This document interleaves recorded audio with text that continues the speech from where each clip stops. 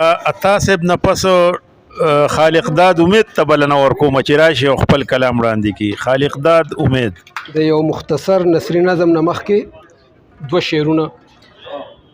مشرانو. لکه بلبل سینه خارونو لور وړم درځمه، لکه بلبل سینه خارونو لور وړم درځمه، د زړګي وینه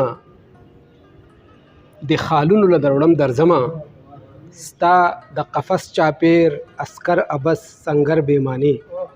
ستا د قفس چاپیر اسکر ابس سنگر بیمانی، زه خو به زیر امیدونو له دروړم درځمه. او نثري نظم عرض دی: زما له سترګو اوښکې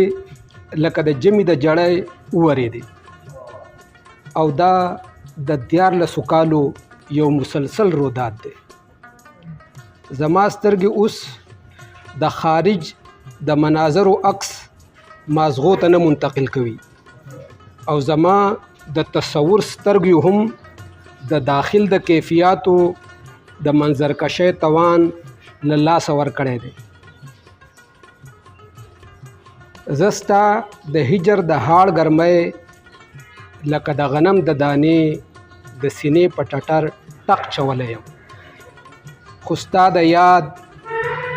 زما د حافظې او د خدای پاک شکر دی، خو ستا د یاد زما د حافظې او د خدای پاک شکر دی چې ستا لکه د واورې د یخو لاسو هغه ایکې یوه توده بوسه مې